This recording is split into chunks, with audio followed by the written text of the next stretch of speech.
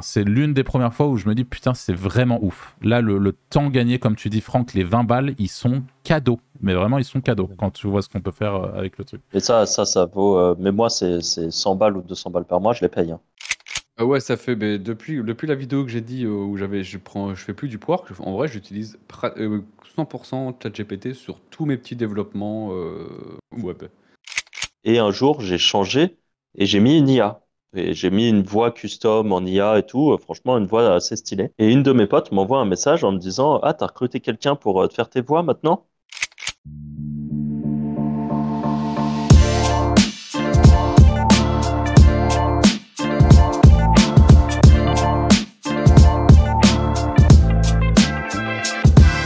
Bonjour à tous et bienvenue dans ce nouvel épisode du Wizard Podcast, le podcast où on parle de make money et de plein de choses dans l'actualité business. Aujourd'hui, comme d'habitude, je me retrouve avec Franck et Anto. Salut les gars. Salut. Hello. Et je vais commencer par vous parler brièvement d'un événement important à nos yeux, puisque c'est le premier événement Wizards qui va arriver début février. Oui, c'est ça, début février ou les derniers jours de janvier. On doit encore fixer la date. Au moment où je tourne ce podcast, on est le 9 août, donc on a prévu de vendre les places début septembre. Il faut savoir qu'il y aura uniquement 100 places pour cet événement. C'est le choix qu'on a fait pour avoir un event vraiment de qualité où on puisse partager tout ce qu'on peut finalement moins dire dans les podcasts à un petit nombre de personnes, puisque 100, ça reste un petit event. Donc voilà, il faut le savoir, ça sera limité en termes de places. Et il faut savoir aussi qu'à l'heure où je vous parle, il y a déjà dans les inscrits, les gens qui ont témoigné leur intérêt pour l'event, il y a déjà plus de 300 personnes. Donc c'est-à-dire qu'il n'y a même pas un tiers, enfin dans l'idée en tout cas, il y a un tiers des gens qui sont déjà inscrits qui pourront rejoindre. Donc on vous communiquera évidemment la date des premières ventes qui seront à une heure précise début septembre pour que vous ayez votre chance d'avoir votre place avant qu'il n'y en ait plus. Voilà, on tenait à vous le dire et vous aurez en description tout de suite le lien justement pour vous préinscrire et pour recevoir un mail éventuellement ou en tout cas pour témoigner votre intérêt puisque nous enverrons en priorité l'adresse sur le mail où les gens se sont préinscrits pour donner leur chance à ceux qui ont témoigné leur intérêt pour l'event. Voilà, ça c'était pour la petite intro. Dans l'épisode d'aujourd'hui, ce qu'il faut savoir, c'est qu'on va parler... Alors déjà, ce qu'il faut savoir, c'est qu'on a Franck dans un format un peu particulier, comme vous le voyez. Si vous avez écouté le dernier podcast, vous l'avez vu, on était avec Joanie et Franck a eu un souci technique. Il se trouve qu'on enregistre ce podcast le même jour, donc Franck a toujours un souci technique, ce qui n'est pas dramatique. Pour autant, on va quand même faire le podcast comme ça. Et on va parler aujourd'hui, du coup, des petites nouveautés dans l'IA, des choses qu'on a alors découvertes, c'est un grand mot, hein, c'est pas nécessairement nous qui les avons découvertes, mais en tout cas des choses qu'on utilise au quotidien et qui, très honnêtement, en fait, plus on avance, plus on se prend des grandes tartes dans la gueule parce qu'en fait, on se rend compte qu'il y a des choses absolument incroyables et on va vous en parler. Si vous n'en avez pas encore entendu parler, c'est encore mieux parce que vous apprendrez des choses vraiment chouettes. Et on va vous parler du coup de tous les outils qu'on utilise en ce moment avec l'IA et en quoi ils évoluent et en quoi c'est génial. La première chose dont on va parler, c'est de code interpréteur. Alors, code interpréteur, pour ceux qui ne sont pas au courant, c'est une fonction premium de ChatGPT. Donc, c'est pour tous les gens qui sont abonnés, donc les 20 balles par mois à ChatGPT. Et c'est une fonction qui permet de faire plein de choses en réalité. Mais nous, on va vous parler de certaines choses très chouettes liées à notre utilisation de code interpréteur. La première chose dont je vais vous parler, alors pour finir d'expliquer rapidement ce qu'est code interpréteur, du coup c'est un petit truc que vous cochez dans la partie dans la partie GPT-4, vous cochez le code interpréteur et vous pouvez lui envoyer un grand paquet de documents et il va être capable d'aller à l'intérieur des documents, d'analyser le contenu des documents et donc de faire plein de choses, d'interpréter et de créer des schémas. Enfin, en réalité, pour être tout à fait franc, j'ai pas encore exploré toutes les possibilités qu'il y avait avec ça. Par contre, un truc est sûr, c'est que j'ai l'impression d'avoir un stagiaire sous méga stéroïdes en permanence. Et je vais vous expliquer un exemple très concret d'utilisation que j'ai fait aujourd'hui. Si vous avez entendu le dernier podcast, vous savez à quel point Anto est un fervent défenseur de l'automatisation et il automatise à peu près tout ce qu'il peut. Et il se trouve qu'il y a quelques temps, il avait automatisé un truc, il m'avait filé le template et ça m'a permis de récupérer une quantité astronomique de liens postés à un endroit précis. Je ne vais pas rentrer nécessairement dans le détail, mais postés à un endroit précis sur le web parce que dans ces liens-là, je me suis douté qu'il y avait des spots de backlink. Alors pour tous ceux qui sont complètement étrangers à ce qu'on appelle le SEO, le référencement web, les backlinks, c'est des liens venant d'autres sites pointant vers vos sites et qui du coup viennent de l'extérieur et qui sont censés ramener avec eux de la puissance, on va dire, pour pouvoir vous aider à vous positionner, vous, avec votre site, sur des mots-clés plus ou moins concurrentiels. On va le dire comme ça. C'est sans doute qu'il y a d'autres manières de l'expliquer, mais l'objectif, c'est pas de rentrer en détail dans ce que c'est. Et donc, j'avais une quantité, mais astronomique, juste d'URL à la ligne, avec des fichiers texte à des dates différentes. Genre, je devais en avoir, je sais pas moi, une vingtaine. Et à chaque fois, dans chaque fichier, il y avait peut-être, je sais pas, 8000 URL, si ce n'est plus, quoi. Et ce que j'ai fait, c'est que moi, ce que je recherchais, c'était des spots, donc des fameux backlinks, des endroits où je pouvais aller poser mes liens. Et pour ça, il y a en général un truc qu'on aime bien, nous, en tant que SEO, c'est de trouver des spots, des forums, en gros. Donc des forums où on peut aller créer un petit profil, créer un compte utilisateur, s'inscrire et au bout de quelques temps, aller poster un petit message, mettre notre lien à l'intérieur, et de cette manière-là, faire notre boulot de référenceur et poster des backlinks. Seulement, ces spots-là, c'est pas particulièrement difficile de les trouver, mais c'est quand même du travail. Et quand on a quand on cherche des spots, ça peut prendre du temps. Et là, en fait, ce qui s'est passé, c'est que je lui ai envoyé tous les fichiers, donc avec on va dire qu'il y avait 120 000 lignes différentes d'URL. Et je lui ai juste dit, comme si je parlais à mon stagiaire, quoi. Je lui ai expliqué le contexte. Je lui ai dit, bah voilà, je t'envoie des fichiers, déjà analyse-les pour qu'il puisse voir ce qu'il y a à l'intérieur et lui-même qu'il puisse commencer à interpréter ce qu'il y a à l'intérieur. Donc là, il m'a répondu un truc du style. Apparemment, c'est une liste de backlinks parce que, évidemment, ChatGPT sait ce qu'est un backlink. Et il m'a dit, voilà, il y a plusieurs fichiers. Apparemment, dans tous les fichiers, c'est des backlinks, quoi. Et je lui dis, parmi ces fichiers, moi, ce que je veux, c'est que tu crées un nouveau document Excel et que tu me mettes uniquement les backlinks qui sont des backlinks de type forum, où je vais pouvoir, qui sont des forums où je vais pouvoir m'inscrire et poster mon lien. Donc, je lui ai expliqué toute la situation. Et je lui ai dit, en plus de ça, je veux que tu identifies parmi tous ces liens-là, je veux que tu identifies, que tu fasses un nouvel onglet dans l'Excel, où tu me fasses un onglet que tu appelles français, où tu me mets tous les backlinks en question qui sont sur des forums et qui, en plus de ça, que tu as identifié qu'ils étaient sur des sites francophones. Parce que moi, de mon côté, en tant que référenceur, c'est important pour moi de savoir lesquels sont francophones, lesquels ne le sont pas, et de pouvoir commencer à faire mon tri. Et de l'autre côté, dans un autre onglet, tout ce que tu n'arrives pas à identifier comme francophone, tu le mets dans un onglet qui s'appelle Worldwide. Et de cette manière-là, alors que ça, honnêtement, c'est un truc que je procrastine depuis des mois. Je me dis, un jour, il faudrait que je les trie. Et je ne l'ai jamais fait parce que pas mon truc. Si tu le fais à la main, tu te suicides. Hein. Ah, si tu le fais à la main, littéral, là, demain, tu demandais à quelqu'un de faire ça à la main, je vous promets, il met 8 ans. Il met 8 ans, 8 heures par jour. Et là, la réalité, c'est que ce qui s'est passé, c'est en littéralement 25 secondes, il m'a créé un Excel. Mais moi, je suis sur le cul à chaque fois que j'utilise ce truc. Hein. Le code interpréteur, c'est fumé. Il m'a créé un Excel avec mes deux machins, le truc français, le truc worldwide, et tous les liens filtrés. Je l'ai envoyé à Franck et Anto en mode, régalez-vous les gars, vous avez une liste de spots de liens. C'est trop fort. C'est trop fort, et c'est un use case parmi des tonnes d'use cases possibles. En fait, c'est ça.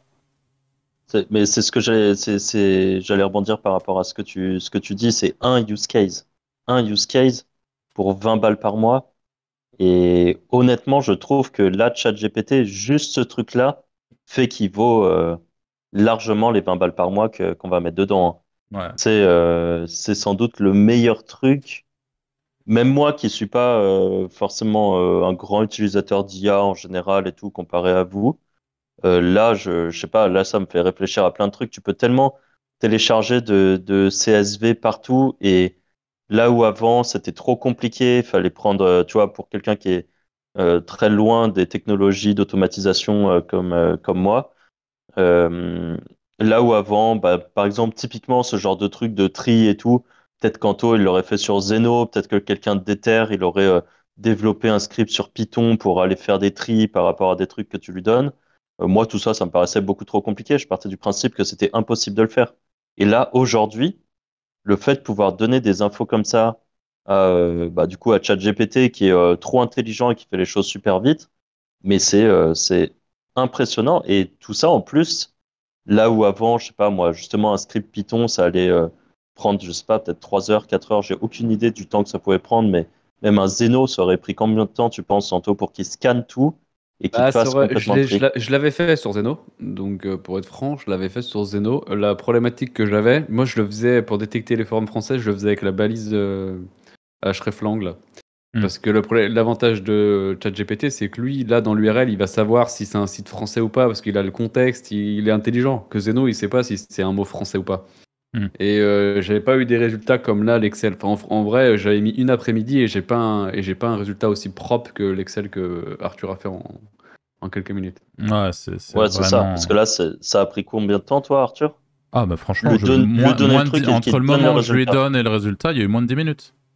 Ouais, c'est ça. Et Non, mais il n'y c'est a pas, punaise. et y a pas de prompt complexe, comme je vous dis, vous parlez juste à un stagiaire qui comprend rien. En gros, vous lui expliquez comme si s'il venait d'arriver dans votre entreprise, donc vous lui expliquez le contexte, vous lui expliquez ce qu'il faut qu'il fasse, comment il faut qu'il trie, il faut que ça soit clair dans vos explications. Ça s'arrête là. Et après, le truc résonne tout seul, comme pour ceux qui ont suivi les minis AGI à un moment avec AutoGPT, ces trucs-là. Mais en fait, ils ont intégré les minis AGI au sein même de ChatGPT. Donc maintenant, des fois, il va faire une erreur, ou alors il va se confronter à un problème par rapport à la lecture d'un fichier et tout. Il va faire, ah, là j'ai eu un problème, du coup je vais essayer ça. Brrr, et il se met à essayer. Ah bah j'ai eu un problème, du coup je vais essayer ça. Brrr, et il essaye. Ah bah là j'ai réussi, bah c'est bon, tac, tac. Et c'est là, bon bah ok, c'est un délire quoi. Le truc, ça y est, il est, enfin tu vois, il est vraiment capable de s'auto-corriger et d'avancer comme ça et d'arriver jusqu'à l'objectif. Et à chaque fois, pareil, quand on lui donne un prompt, on lui dit analyse de fichier, on lui donne un prompt et il va te réexpliquer son raisonnement avant de passer à l'action. Donc il va te dire voilà ce que je vais faire. Je vais vous donner un autre exemple concret de cas que j'ai fait récemment pour un de mes sites d'affiliation avec un site qui fait pas mal de trucs avis, meilleur machin, etc. Site d'affiliation classique. J'ai pris mon site, je suis allé sur SEMrush, export de mots-clés total. J'ai pris le CSV, je l'ai mis sur mon bureau. Je suis allé sur mes 3 plus grands concurrents. J'ai fait exactement la même chose. J'ai pris leur site, export de mots-clés, de la totalité de leurs mots-clés sur mon bureau pour les 3. Tac, tac, tac. Ça fait 4 fichiers à la fin. J'ai pris les 4 fichiers, je les donne à un code interpréteur. Et là, je lui parle, c'est mon stagiaire. Donc, salut, analyse-moi ça. Et donc, il me dit, oh bah ouais, ça, il me semble que c'est des listes de mots-clés liés à des sites. Ok, cool. Donc, moi, je t'explique le contexte. Ce site-là, c'est le mien. Ces 3 sites-là, c'est mes concurrents. Maintenant, je veux que tu établisses un espèce, pour ceux qui connaissent le principe du KGR. Le KGR, c'est ce qu'on appelle le Keyword Golden Ratio. C'est en gros un moyen qui vous permet, avec un petit calcul assez simple, d'aller calculer le potentiel d'un mot-clé.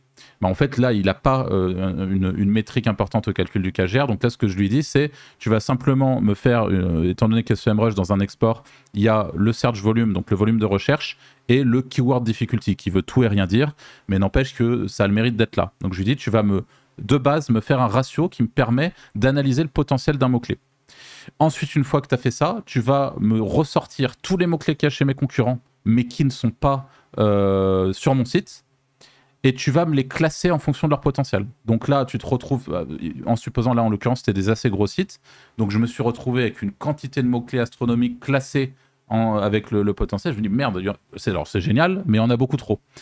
Donc je lui ai dit, bah là, tu vas isoler, tu vas me prendre les mots-clés qui ont uniquement avis ou meilleur dans le mot-clé, par exemple. Et là, boum, tu as directement tous les mots-clés que tu n'as pas sur ton site, que tes concurrents ont, où il y a meilleur ou avis, par exemple. Et tu te retrouves encore une fois en moins de 10 minutes avec une liste de mots-clés triés par ratio qui te fait que le potentiel de machin. Mais moi, je vous le dis, je suis sous le choc avec ce truc. Et pourtant, l'IA, j'en fais depuis. Ça fait longtemps maintenant que j'utilise l'IA. Ça fait largement plus d'un an avec tous les moyens d'utiliser l'IA, notamment tous les Jasper, les machins. On a vraiment donné au niveau IA et j'ai beaucoup, beaucoup expérimenté. C'est la première fois que là, Enfin, c'est l'une des premières fois où je me dis, putain, c'est vraiment ouf. Là, le temps gagné, comme tu dis, Franck, les 20 balles, ils sont cadeaux. Mais vraiment, ils sont cadeaux quand tu vois ce qu'on peut faire avec le truc. Et ça vaut. Mais moi, c'est 100 balles ou 200 balles par mois, je les paye, hein. Ah bah honnêtement, pour un truc pareil, oui. C'est. Ouais, ouais. Tu remplaces. En fait, ça te fait de la data analyse. Parce que là, on arrive sur des trucs, c'est de la data analyse qui des êtres humains le faisaient. Enfin, le faisaient. Moi, je l'ai fait sur un de mes premiers stages où on faisait de la data analyse avec des Excel et tout. C'était un enfer, mais un enfer. Je me dis que des trucs où je passais 2 semaines à trier des fichiers de lead et des trucs comme ça à l'époque où j'étais stagiaire, là, en 10 minutes, je leur aurais demandé de me faire mon taf, quoi. Et c'est impressionnant. Et je me dis, parce que hors récupérer après un CSV avec des infos et tout, on peut aussi lui dire de les interpréter, de nous faire des graphiques. Je veux dire, t'es un restaurant, t'es une chaîne, t'es McDo, tu veux savoir quels sont tes burgers les plus vendus dans tous tes établissements en France. Bah, tu fais un export, tu lui dis, trie-moi les trucs, je veux que ça soit ceux qui ont le meilleur rapport qualité-prix, enfin, ceux qui, pas le rapport qualité-prix, qui ont la meilleure marge pour moi. Il te fait un petit camembert en te sortant les infos dedans. Enfin, c'est dingue, tu peux tellement faire des dingueries et dans tous les domaines. Parce que là, évidemment, on réfléchit sur nos domaines à nous de SEO avec des exports comme ça, mais à partir du moment où tu peux exporter un CSV dans ton domaine et que tu as de l'analyse de données à faire, bah, il est capable de le faire. Ben, là, pour l'exemple, pour reprendre un truc un peu différent, hein, quand j'ai fait ma première, enfin la vidéo que j'ai fait sur ma chaîne YouTube sur le truc, enfin le code interpréteur, c'est pas moi qui l'ai scripté, en l'occurrence, c'est Guigui.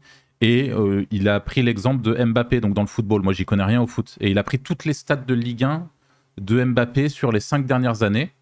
Et on a mis tout ça dans un Excel à l'arrache. T'envoies l'Excel à code interpréteur et tu lui dis ouais, fais-moi des graphiques pour illustrer les performances d'Mbappé. Le truc, il te met à telle minute, généralement il marque ici, les passes décisives c'est comme ça. Et tu vois, c'est super cohérent. En fait, tu peux voir vraiment un truc statistique ultra intéressant. Pour même moi qui n'aime pas le football, t'as des infos de zinzin, quoi. Et comme tu dis, il y a sûrement des gens qui étaient payés à faire ça. Et moi, le plus drôle, ça dépend pour qui, mais dans tout ça, c'est que je suis persuadé qu'il y a des gens, là, rien que la sortie de code interpréteur qui est un outil de fou furieux, je pense que ça met déjà au chômage une quantité astronomique de personnes, mais que les gens qui embauchent ces personnes-là ne sont pas encore au courant. Parce que code interpréteur, là, en fait, déjà de base, le nom est pourri, donc tu te dis, ouais, c'est pour les gens qui développent. Moi, pendant longtemps, je me suis dit ça et j'ai pas eu tendance à me pencher dessus, parce que je dis, ça interprète du code, ça sert à développer et tout. Et bah, du coup, pas nécessairement, ça fait plein de trucs. Et c'est trop fort. Tu l'as utilisé, toi, Anto, code interpréteur ou... Bah, pas des masses. Non, pas des masses, parce que je pensais pas que c'était aussi puissant. J'ai vu le potentiel il y a quelques jours, quoi. Ouais. Je pensais vraiment que c'était de l'analyse de petites données, et en vrai, toi, comme tout à l'heure, t'envoies des zips complets, quoi. C'est plus la même dimension du truc. Ouais, c'est ouf. Et je me suis dit, au moment où j'ai envoyé le zip, je me suis dit, c'est pas possible. Ils vont me bloquer, c'est trop beau. Je me dis, ils vont me dire, là, à partir de temps, il y a trop de données, on traite plus. Frère, je leur ai envoyé des zips, mais du démon, hein. Il y avait une quantité d'infos. Le truc, il est là, ouais, ok, il te fait l'Excel et tout. C'est hallucinant, c'est hallucinant. Et je pense qu'on n'a pas encore conscience, parce que là, on est sur des petits use cases, qu'on découvre le truc et déjà, on a des trucs impressionnants qui nous font halluciner. Mais je pense que les gens qui vont vraiment se pencher dessus et du coup réfléchir avec code interpréteur, enfin tu vois, s'aider et se permettre déjà mentalement d'aller encore plus loin que ce que tu aurais osé aller si tu l'avais pas, quoi. Donc ouais, c'est ouf. C'est ouf. Je sais pas si... Pour rester un petit peu... pour rester sur le même sujet de ChatGPT, il y a toute la partie des plugins quand même qui est, je pense, sous-utilisée par beaucoup de gens. Et pareil, quand tu as GPT+, maintenant, tu peux rajouter des plugins pour... en gros, ils t'améliorent les prompts pour beaucoup de choses. Je sais pas si vous en utilisez des plugins GPT. Un peu. Moi, j'utilise un petit peu notamment le Scrapper, qui est un plugin de base qui te permet de lui donner une URL et du coup de travailler à partir de cette URL. Mais très franchement, et je suis pas sûr en avoir déjà parlé dans un podcast, et ça me fait penser qu'il faut qu'on en parle dans ce podcast-là, parce que c'est cet outil absolument ouf. Toute la partie plugin, pour moi, je l'ai un peu fait sauter quand j'ai découvert un plugin Chrome, pour le coup, qui s'appelle Harpa, H-A-R-P-A, et qui est absolument fabuleux lui aussi. Et pour tous ceux que ça intéresse, je vais vous en parler, je vais vous expliquer tout ce qu'on peut faire avec, mais qui sont en fait des choses qu'on peut faire dans pas mal de cas avec des plugins ChatGPT. Seulement là, vous le faites depuis n'importe où vous êtes sur le web. Et vous pouvez directement lui donner à bouffer en fait la page sur laquelle vous êtes ou la vidéo sur laquelle vous êtes. Et c'est absolument ouf. Et j'ai fait une vidéo, pour tous ceux qui veulent aller un peu plus loin sur ma chaîne Impactium, il y a une vidéo qui en parle précisément. Mais grosso modo, si jamais je sais pas moi, vous êtes sur une page, voilà, je te dis une connerie, cas d'usage du quotidien. Moi, là, il y a quelques jours, j'ai conseillé à Anto de regarder le film Snatch, mais il m'écoute pas, il veut pas le regarder. Moi, j'aime bien le film Snatch. Donc moi, ce que je fais, c'est que je vais sur la page Allociné de Snatch, par exemple, je fais CTRL A ou Alt A, je sais plus, je crois que c'est Alt A. Ça ouvre ARPA et je lui dis, j'appuie sur un petit truc qui s'appelle page et en fait, je lui mets juste un prompt très simple. Et je lui dis, donne-moi, j'ai besoin de conseils, je recherche un film à regarder, et j'aime bien ce film, et je lui donne la page, par exemple. Ou à partir de cette page, trouve-moi un film qui est dans le même délire qui pourrait me plaire. Et en fait, à partir de là, il va aller, il va partir du contexte de la page, il a tout le contenu, et il peut tout faire à partir de là. Et pareil pour une vidéo, tu es sur une vidéo, tu lui dis, en fait, il a le transcript de la vidéo de manière automatique, donc tu peux directement réécrire des trucs à partir du transcript, lui demander un résumé de vidéo, en fait, tous des trucs qui sont possibles avec les plugins ChatGPT. Mais en fait, les plugins ChatGPT, je trouve qu'il y a plusieurs, pas problèmes, mais c'est que déjà, il y en a plein. Je crois que c'est en train de plus en plus, c'est ouvert à un peu tout le monde, là. Je crois que c'est plus très compliqué de mettre en place un plugin. Et donc, il y a beaucoup de gens, et ils ont bien raison, qui font leur marketing au travers des plugins. Donc, et parce que ça, il y a une visibilité de fou. ChatGPT, c'est open bar, il y a énormément de gens dessus. Et donc, il y a moyen de choper énormément de visibilité. Donc, c'est des gens qui vont mettre en place leur plugin et derrière, il y a leur SaaS, leur machin. Donc, c'est un peu la foire à la saucisse. Donc, déjà, il faut être capable d'identifier quel plugin est utile, quel plugin l'est moins. Et c'est vrai que moi, j'ai tendance, du coup, à pas trop utiliser les plugins pour être franc, même si je sais qu'il y a moyen de faire des combinaisons intéressantes. Les quelques fois où je l'ai fait, je me retrouve avec pas mal de bugs ou des plugins qui marchent bien côté anglophone, mais qui marchent mal côté francophone. Donc, je me retrouvais à me prendre un peu des murs. Je sais pas, toi, il y a des trucs que tu utilises, Franck, sur les plugins? Ouais, des trucs pour améliorer mes prompts mid-journée. J'ai plus les noms, mais si tu marques mid-journée ou photo ou des trucs comme ça. Photoréalistique, je crois, ou photoréaliste. Non, c'est pas lui? Il y a le plugin vraiment cool pour ça, je trouve, c'est photoréaliste ou réalistique, je me souviens plus. Mais qui permet de faire ça, ouais. Et qui est pas mal. Bah, il est très bien et il surcharge pas mal en fait, après, il suffit de lui dire fais-moi des prompts mid-journée pour tel truc. Et au lieu de faire un petit prompt assez basique, parce qu'avant, j'utilisais un truc et ça faisait des prompts assez basiques qui donnaient pas du réaliste. Et là, c'est vrai que depuis, j'ai vraiment des belles photos très réalistes. Donc intéressant. Et même pour apprendre à mieux faire ses prompts mid-journée, c'est intéressant parce qu'on voit l'IA, comment elle va faire un prompt qui est parfait. Et nous, ensuite, on peut l'adapter à notre façon de faire ou avec d'autres choses. Il y a des trucs, tantôt, que tu utilises sur la partie prompt, justement. Le truc classique, web autopilote, là, mais ça revient à ce que tu dis avec ARPA, quoi. Ouais. Grosso modo. Mais ça fait quoi, web autopilote, déjà? Bah, tu lui dis visite telle page web, par exemple, et fais-moi un résumé de cette page, et ça le fait. Ouais. C'est l'équivalent de ARPA. Ok. Ouais, donc, c'est vrai qu'il y a des plugins. Après, je pense qu'il y en a des nouveaux qui arrivent tous les jours et des trucs assez chouettes à découvrir. Après, c'est un peu comme tout, il faut faire de la veille constante pour se mettre un petit peu à jour, voir ce qui peut être intéressant. Et ce qui est vraiment chouette aussi, c'est les combinaisons de plugins. Mais encore une fois, on est sur un truc un peu en mode bêta qui est assumé de la part d'OpenAI. Ce qui fait qu'il y a beaucoup, notamment en francophonie, où il y a pas mal de petits bugs, j'ai l'impression, de petites choses qui se déroulent pas aussi bien que ça devrait. Après, je serais curieux d'avoir l'avis de nos auditeurs là-dessus. N'hésitez pas à nous donner vos avis en commentaire sur YouTube, parce que je crois que c'est pas possible ailleurs. Mais ouais, ou sur Discord d'ailleurs. Mais je serais curieux de voir comment est-ce que si vous utilisez des plugins, si oui lesquels et tout. C'est toujours chouette de savoir ça. Mais c'est vrai que de ce côté-là aussi, il y a des choses assez cool.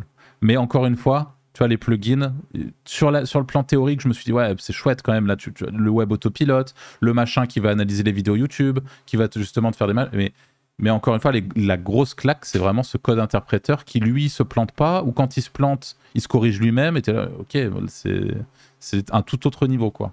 Même si c'est pas forcément les mêmes usages non plus, mais voilà.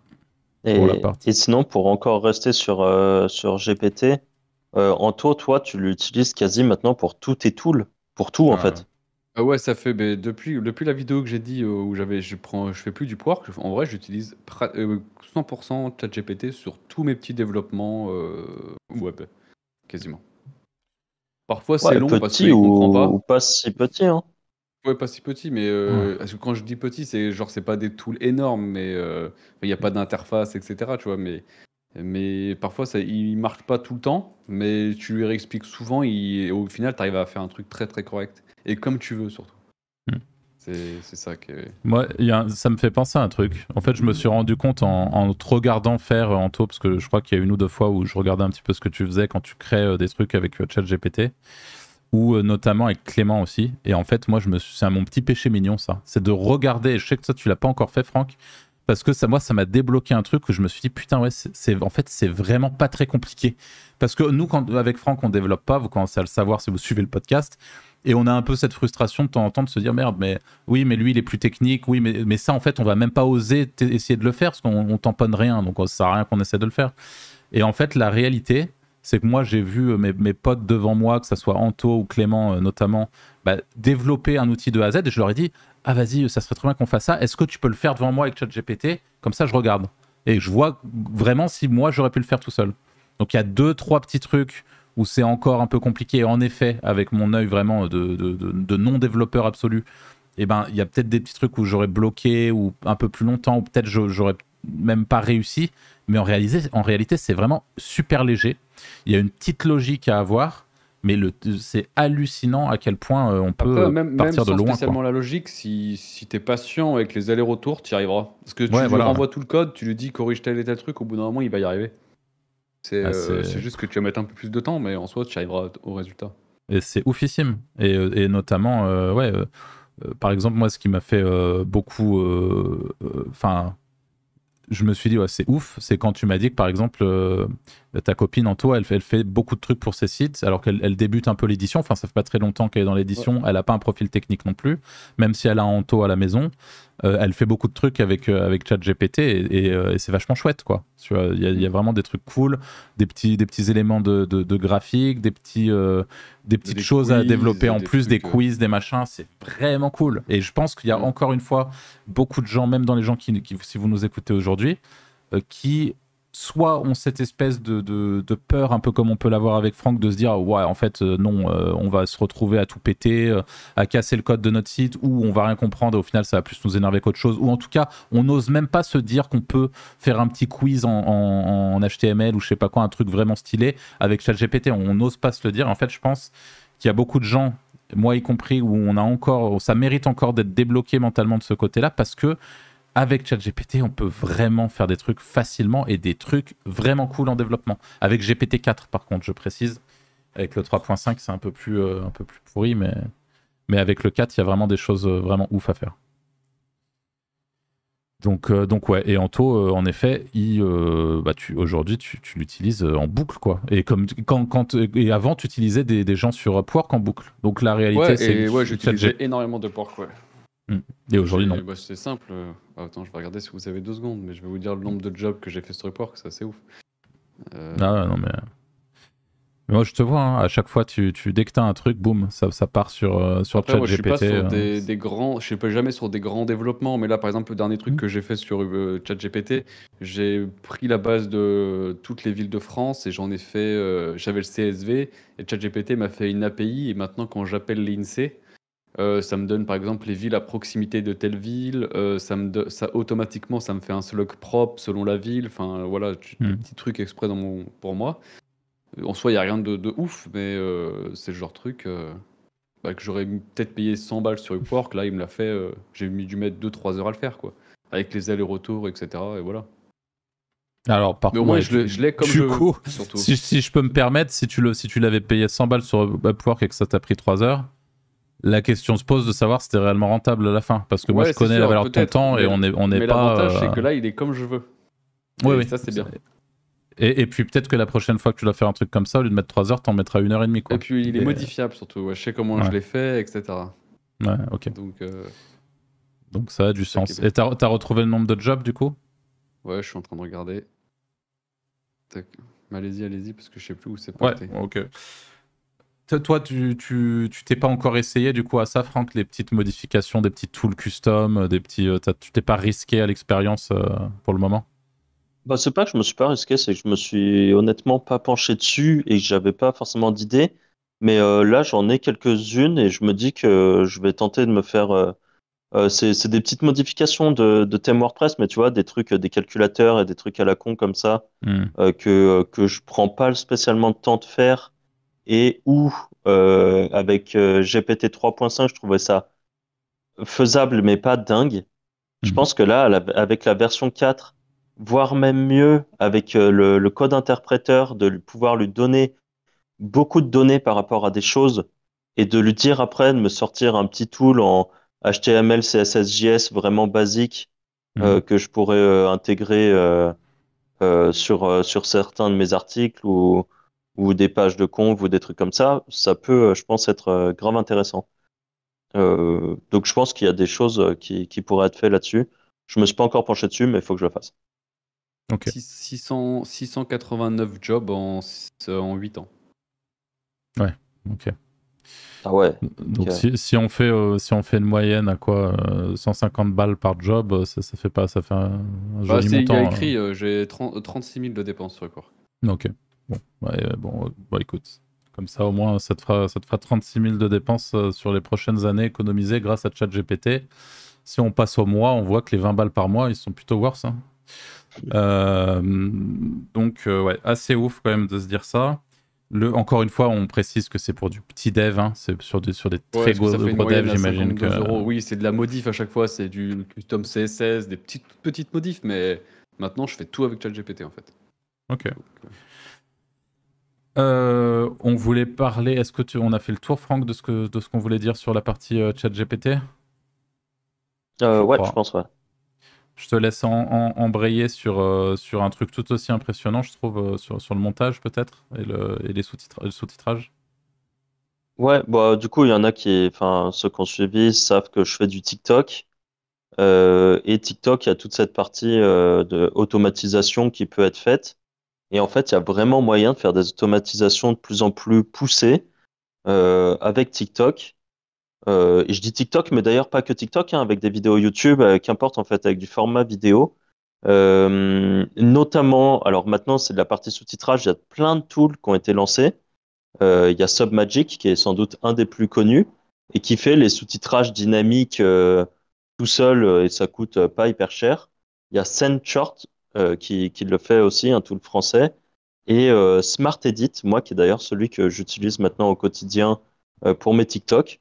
Et en fait, c'est assez ouf parce que quand on lui upload une vidéo, eh bien, l'IA va déjà faire les sous-titres tout seul. En plus de ça, les sous-titres, il les fait. Il y a quelques fautes d'orthographe très, très rarement ou des fautes de compréhension Hmm. parce qu'on a parlé par exemple un peu vite. Et donc, faut retoucher à un endroit un mot, mais franchement, c'est bluffant comme 99% du temps, il est très précis. Et donc, il fait des animations et des trucs comme ça, mais surtout, en fonction de ce qui est dit, il met un emoji qui est en rapport. Et ça, moi, je trouve ça assez cool. Ouais. Pour les gens qui font déjà du montage vidéo, vous n'allez pas trouver ça impressionnant parce que ces petits tools, ça fait quelques temps qu'ils existent et peut-être que bah, vous en utilisez déjà un, mais pour les gens qui sont très novices et qui, encore une fois, se disent, ah, le montage vidéo, c'est long, c'est chiant, et surtout le sous-titrage, ça me prend du temps. Et bien là, avec des trucs comme ça qui valent 30 balles par mois, les sous-titrages, ils sont automatisés. Et quand je dis que enfin, ça prend 5 minutes, le temps de upload la vidéo, le temps qu'il charge ces trucs et que tu fasses la vérification vite fait des textes, et c'est terminé. Hmm. Donc vraiment, pour cette partie-là, c'est assez cool. Pour cette partie sous-titrage, c'est triste, mais je pense que les monteurs vidéo qui étaient spécialisés dans ces sous-titrages, qui les faisaient à la main avec Adobe Premiere en mettant les petits emojis et en les déplaçant, eux, ils ont une durée de vie assez rapide parce que les sous-titres dynamiques comme ça a moins d'un an, on va dire. Et en 6 mois, ils ont été remplacés par une IA, quoi. Donc, ouais, c'est assez impressionnant. Ça a été bref. Euh, et d'ailleurs, je pense, qu'il y en a qui gardent des clients en disant qu'ils font du sous-titrage dynamique et tout, parce que les clients sont pas au courant que ce genre de tool existe.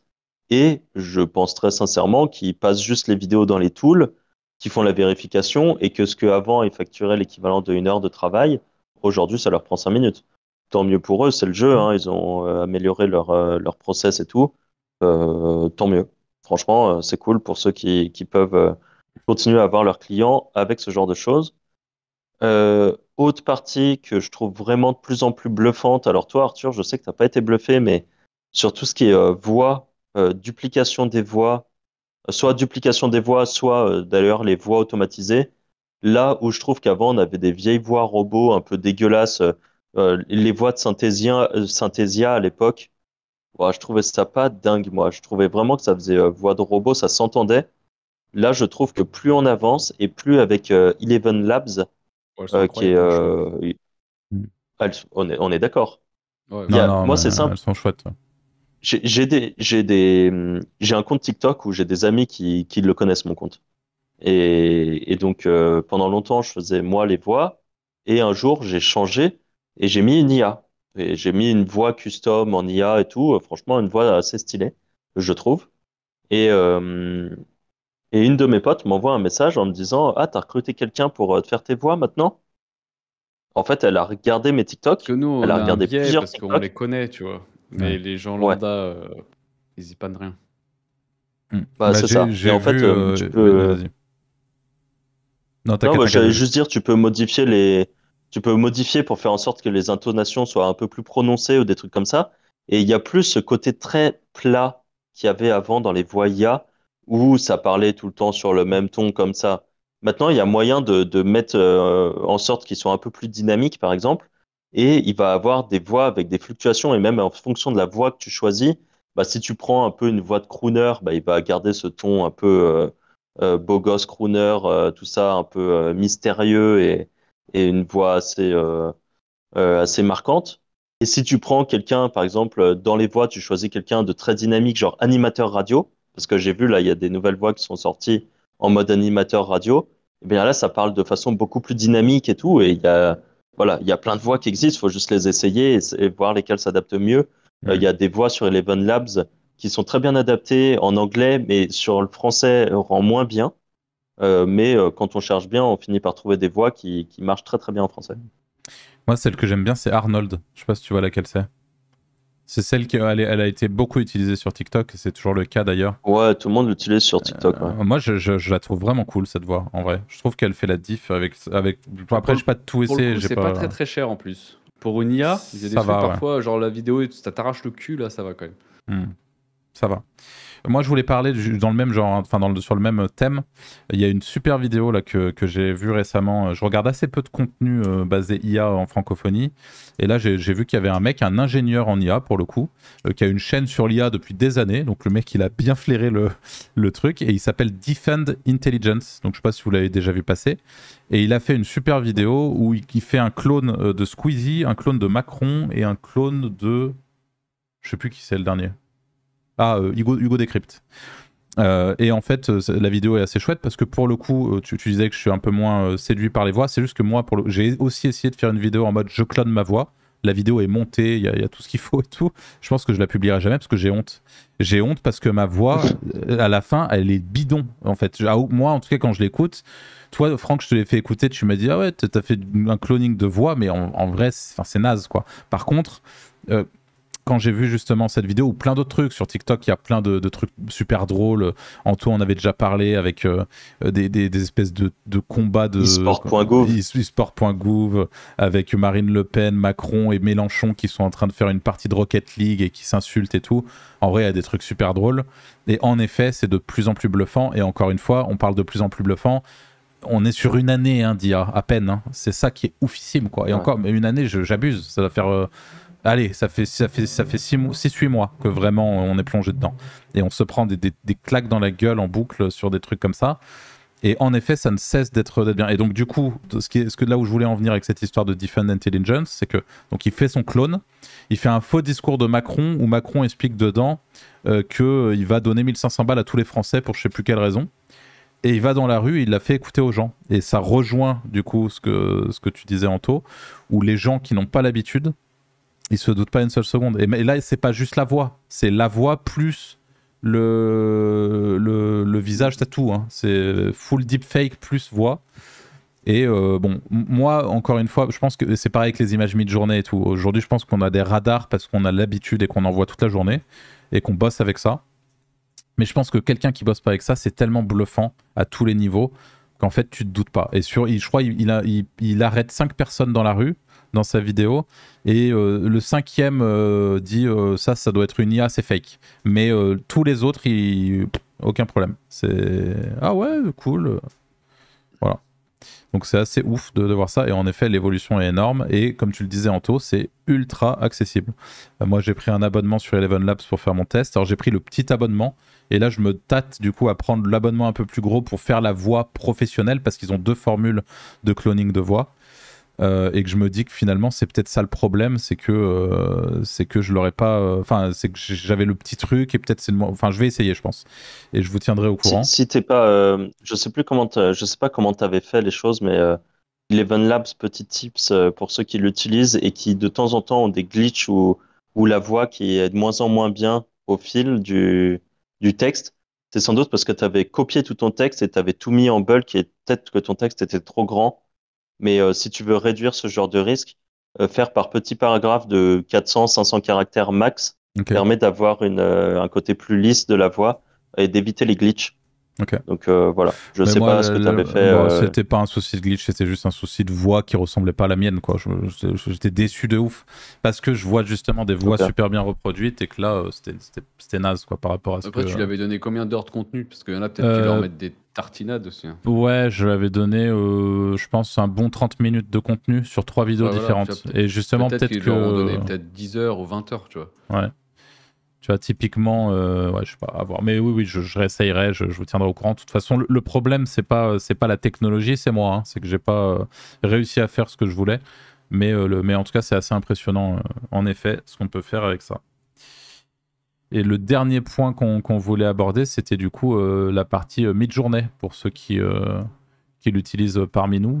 Anto, je crois que tu t'es abonné à mid-journée quand même ce mois-ci. Hein. Il faut qu'on en Ouais, je parle. me suis désabonné. Parce que du coup, tu n'en avais pas du tout l'utilité. Ouais, pas du tout. Ouais. Tu te sers pas du tout d'Imagiva. Non.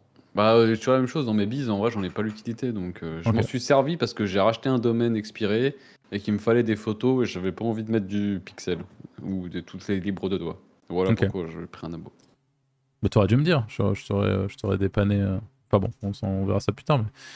Mais ok, et t'as trouvé ça comment? T'as trouvé ça bluffant ou... Ah ouais, non, Ou- c'est super propre. Hein. Et c'est en prenant l'abo que que j'ai connu la librairie Midjourney là, Ouais. et que je me suis dit pourquoi je m'emmerde à générer avec mes prompts de merde alors qu'il y a des gens qui l'ont déjà fait pour moi quoi. Et au final, j'ai tout pris dans la librairie. Voilà, c'est un peu là où je voulais t'emmener. J'étais pas sûr que tu voulais en parler, mais... Donc du Voilà. coup, aujourd'hui, t'as plus besoin d'abonnement parce que tu tapes la librairie. C'est ça. Ok. Bon, écoute, ça m'étonne pas de toi. Et toi, Franck, tu l'utilises beaucoup, du coup, mid-journée? Ouais, vraiment beaucoup, beaucoup. Je tape dedans toute la journée, que ce soit pour TikTok ou pour d'autres trucs. Je trouve que les résultats sont de plus en plus propres. Il y a ces fameux d'ailleurs le plugin sur ChatGPT qui permet d'aider à faire des bons prompts et j'arrive vraiment à avoir des trucs très jolis. Enfin, sur la partie par exemple immobilier, franchement, il me fait des baraques, j'aimerais bien vivre dedans quoi. Enfin, il fait vraiment des trucs qui sont top et les photos sont vraiment photoréalistes. On dirait des photos de magazines immobiliers. Enfin voilà, il y a vraiment des trucs cool. Et là, dans les dernières fonctions que j'ai vraiment bien aimé, c'est la fonction dézoom et zoom. Je ne Hmm. sais pas si vous l'avez Ouais, utilisé, ouais, ouais. mais ça, je trouve ça vraiment très très cool pour rajouter, enfin pour faire Dans mes TikTok, moi, je m'en sers pas mal pour faire des trucs un peu différents de ce qui se voit déjà. Donc voilà, c'est Midjourney. Je pense que pour ceux qui n'ont pas encore testé, c'est vraiment bien de tester, de profiter des avantages de ChatGPT pour gagner du temps sur les prompts. Et là où au début, je me cassais un peu la tête à essayer de faire des prompts, maintenant, je réfléchis de moins en moins par rapport à ça. C'est ChatGPT qui me fait tous mes prompts. Il me fait même 10 prompts différents euh, qui sont photoréalistes. Et j'avais un premier prompt que j'avais trouvé moi. Et maintenant, j'utilise celui que toi, Arthur, tu m'as filé là. Ouais. Ça permet vraiment de faire des trucs qui sont bien. Pour mes TikTok, parfois, d'ailleurs, je leur donne mon script en entier. Et je lui dis de me faire une photo, enfin un prompt mid-journée par passage de mon script. Ce Excellent. qui fait qu'à la fin, j'ai plus qu'à tout générer en bulk et de prendre, à chaque fois, vu qu'il me donne 4 images, je vais sélectionner les 4 ou au pire, je refais si vraiment il y a des trucs qui sont pas ouf. Et vu que mes TikTok durent 1 minute et que je veux des images toutes les 3-4 secondes, il me faut, ça fait quoi? Ça fait 4. Ouais, non, enfin, ça fait. J'ai entre 15 et 25 images à peu près Ok. dans mes TikTok. Donc, il me génère tous mes prompts à la suite en fonction du moment où ils doivent être. Et par conséquent, après, j'ai plus qu'à prendre toutes les images, les envoyer un bulk sur TikTok. Elles sont déjà faites dans l'ordre par rapport auquel elles doivent être mises dans la vidéo. Elles ont un sens avec ce qui est en train d'être dit. Dans 95% des cas, de temps en temps, il se plante un peu ou il part un peu en couille. Mais c'est TikTok, on s'en fout parce que les gens regardent pas vraiment les images. C'est ce qui, enfin, les images sont importantes, mais si de temps en temps il y a une photo qui n'a pas de sens, c'est pas très grave. C'est même les gens vont commenter en disant ah, la photo elle a pas de sens à 45 secondes. Pourquoi il l'a mis là, tu vois? Et ça fait un commentaire et au final t'es content. Donc on en est à ce niveau-là de débilité sur TikTok, mais n'en parlons pas plus. Euh, et ça permet vraiment de gagner beaucoup de temps. Je fais des TikTok en langue étrangère maintenant. Et du coup, pareil, ça me permet de gagner du temps sur ce genre de truc. Je connais bien l'ordre dans lequel mes images sont faites. Et même si mon compte il est en allemand et que je comprends rien à l'allemand, eh bien, je sais à peu près où est-ce que je dois placer mes images et où est-ce qu'elles doivent transiter vers le truc d'après. Ok. Bref, il y a vraiment moyen de faire des trucs très cool. Excellent. Bon, bah super. Et pareil, moi de mon côté, mid-journée, de plus en plus bluffant, de plus en plus stable, de plus en plus clean. Enfin, vraiment, c'est pareil, hein, ça va à une vitesse. Je suis très curieux de voir où est-ce qu'on en sera dans 5 ans, honnêtement, à tous les niveaux. Hein. Pas que sur mid-journée, mais là, quand on voit encore une fois en quelques mois à quel point les choses vont vite, c'est à la fois très excitant et un peu flippant. Et on parle de mid-journée, mais il y a aussi Stable Diffusion. Je sais pas si tu veux parler du truc que vous avez fait avec Clément, avec l'URL et tout là. Ou bof. Avec l'URL, mais c'est pas lié à Stable Diffusion, ça c'est lié à Midjourney.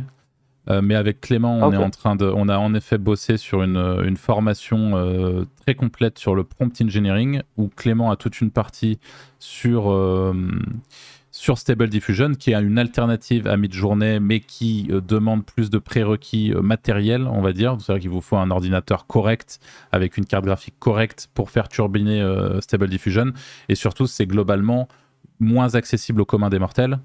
Et en effet, Clément, qui est on peut le dire, un très bon prompt engineer, donc il est vraiment, c'est le genre de personne qui aime bien se creuser les méninges sur des prompts de qualité.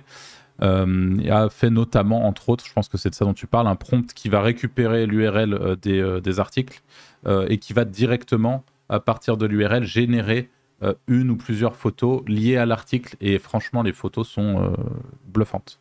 Et tout ça, c'est Moi, sur Midjourney. j'ai été impressionné. Hein. Ah ouais, Quand tu nous as fait faire le test, avec Anto, là, on t'a envoyé 2-3 articles. Tu te dis quand même, tu colles une URL, il te sort l'image parfaite pour ton image à la une, quoi. non, C'est beau. C'est vraiment top. Enfin bref, il y a énormément de choses à faire. Je pense qu'encore une fois, même moi qui baigne dans le truc, puisque une grosse partie de mon business, c'est les thématiques liées à l'IA, tous les outils et tout. Il y a tellement de trucs qu'en fait, je peux pas être à jour sur tout. Et je me prends quand même des claques un peu aléatoires de temps en temps. Donc j'imagine que pour les gens dont c'est pas forcément le main focus à longueur de journée, ça doit encore être décuplé. Et je pense qu'on est encore très loin d'imaginer, ne serait-ce que jusqu'à où l'IA, même dans son état actuel, peut nous aider et nous accompagner au quotidien. C'est absolument dingue. Et je pense qu'on a, en principe, sauf si vous avez des petites choses à rajouter, fait le tour du sujet d'aujourd'hui, qui, on l'espère, vous aura plu. Encore une fois, la meilleure manière de nous le dire, c'est de nous laisser un petit commentaire. On en profite pour vous rappeler, avant qu'il ne soit trop tard, bien de vous préinscrire pour l'event des Wizards qui aura lieu sur Lyon début février. Et puis on vous dit tout simplement à la semaine prochaine pour un nouvel épisode. Salut. Salut. Ciao, ciao.